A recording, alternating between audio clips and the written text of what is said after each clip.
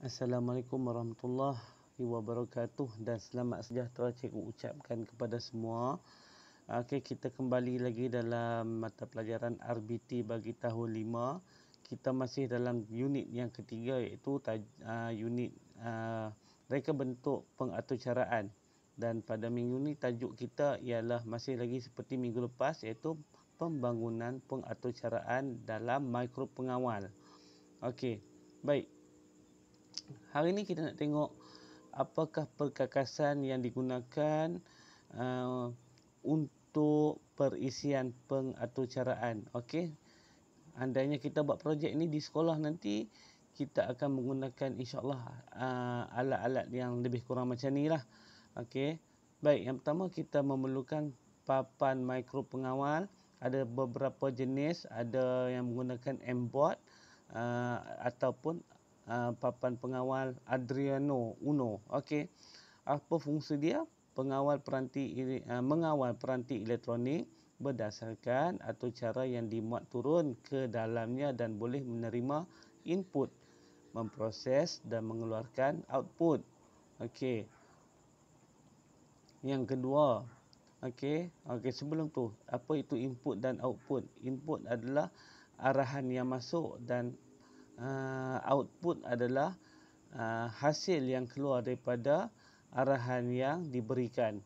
Okey, switch tekan. Okey, switch memutus dan menyambungkan di tie elektrik. Perintah tetap untuk menghadkan arus elektrik.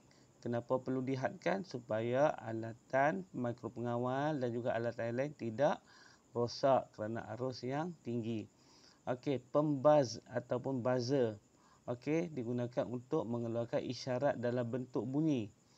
Kemudian LED, okey, light emitting diode, mengeluarkan isyarat dalam bentuk cahaya. Okey, papan reka untuk membuat sambungan litar dan komponen elektronik. Okey, kemudian motor servo membuat gerakan bersudut sehingga 360 darjah. Wire, okey, untuk menyambungkan litar dari papan mikropengawal ke perkakasan lain. Klip wire, okey, sama aja fungsi dengan wire, dan juga kabel USB untuk muat turun atau cara ke dalam papan mikropengawal. Okey. Ini adalah antara peralatan yang akan digunakan seandainya kita dapat kembali ke sekolah untuk melaksanakan projek ni. Okey, projek ni projek mikropengawal ni lebih kurang macam projek pengaturcaraan. Jadi inilah yang akan kita laksanakan insya-Allah. Okey, dan tajuk tahun 5 kita akan membina pagar keselamatan ya. Okey, kita baca sikit daripada buku teks ni.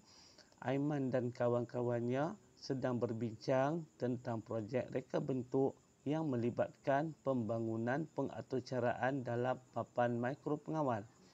Sebelum itu, mereka dikehendaki oleh Cikgu Kartina untuk menghasilkan carta alir bagi projek yang akan dihasilkan oleh mereka. Okey, tengok apa dialog antara kawan-kawan ni ya. Okey, kawan-kawan, kita telah pun mengenal pasti projek yang akan kita buat. Ya, kita akan membuat projek pagar keselamatan.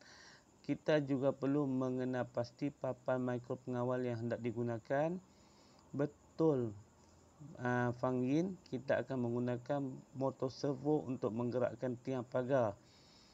LED merah dan hijau boleh digunakan sebagai arahan bergerak atau berhenti, manakala pembas boleh digunakan untuk amaran bunyi bagi pejalan kaki. Menarik idea kawan-kawan, kita boleh cuba menggunakan papan mikropengawal yang berbeza untuk projek ini. Okey, dalam projek ini nanti kita akan cuba buat di rumah. Kita akan cuba buat di rumah tapi tak ada alatan lah. Kita akan cuba buat menggunakan beberapa akan menggunakan komputer dekat rumah. Kita akan cuba belajar pengaturcaraan. Kalau masih ingat hari tu kita dah belajar buat scratch Ini lebih kurang macam Scratch, masih lagi produk online, tapi lebih advance sikit lah. Okey, kita akan tengok satu persatu nanti insya-Allah. Baik, sekian dulu untuk minggu ni. Assalamualaikum warahmatullahi wabarakatuh.